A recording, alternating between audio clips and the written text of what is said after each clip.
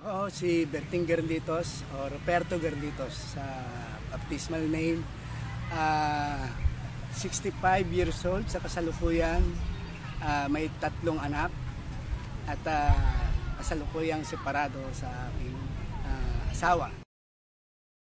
Unemployed ika nga, pero dahil sa conviction ko na dapat ang nakatatanda ay maipaglaban niya ang kanyang karapatan at dapat siya ay organisado para epektibo niyang maipaglaban ang karapatang ito. Kanya patuloy po akong kumikilos sa hanay ng mga nakatatanda kahit po isang volunteer bilang programa po ng COSE at ng COPAP.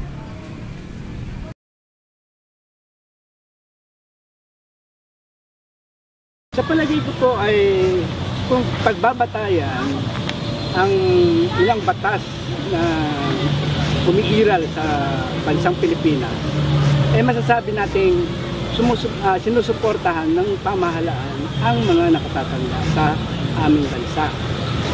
Subalit ang nakalulungkot pong realidad, bagamat nakatadhana na o may mga itinatadhana na ang batas, ang nakalulungkot po yung pagpapatupad ng mga batas na ito.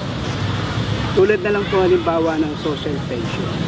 Hanggang ngayon ay yung full implementation nito ay talagang nakalulungkot na hindi pa nalalasap ng maraming nakatatanda. Napakahalaga po ng alam po ng mga nakatatanda ang kanyang karapatan. Sa pamamagitan na patid niya ang kanyang mga karapatan, ito ay kanyang ipaglalaban.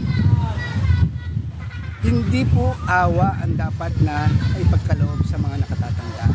Yung pong pagkilala sa karapatan na yon, yung innate o talagang natural na karapatan ng isang individual ay dapat maiparating sa ating mga nakatatanda.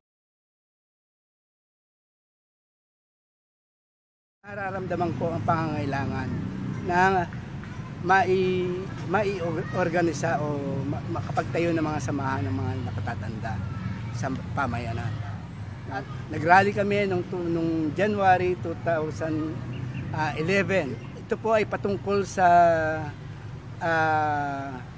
pagpirma sana ni Presidente Gloria Macapagal Arroyo sa batas patungkol sa Expanded Senior Citizen Act.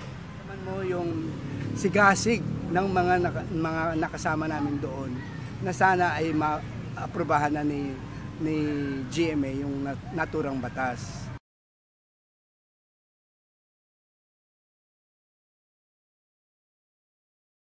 Ako bilang individual, nararamdaman ko yung meron akong nagagawa, meron akong nagagampanan sa kapwa ko nakatatanda. At naniniwala din po ako na yun din ang nadarama ng marami kong mga kasamang kapwa leader sa sektor na ito. Na bagamat walang sweldo, wala kaming tinatanggap na mang pabuya para kumilos sa sektor na ito, alam namin na ito ay isang moral na obligasyon namin bilang napapabilang sa sektor na ito.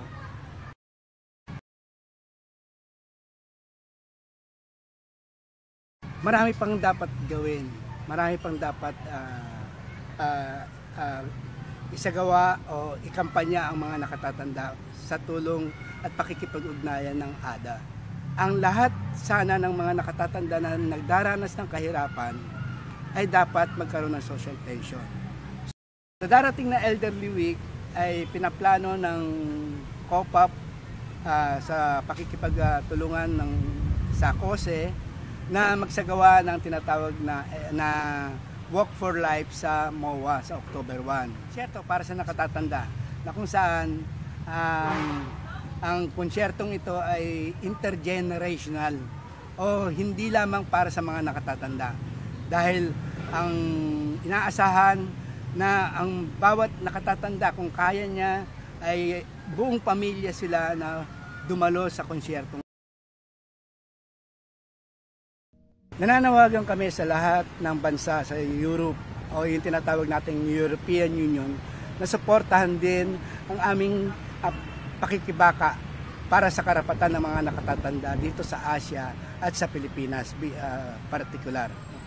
Sapagkat kapag sinabing development program, ang parang pagkaunawa natin dito ay puro pang-ekonomiya ito. Ito pong panawagan namin na pagkilala sa karapatan ng mga nakatatanda ay isang innate rights na bilang isang tao, bilang isang individual.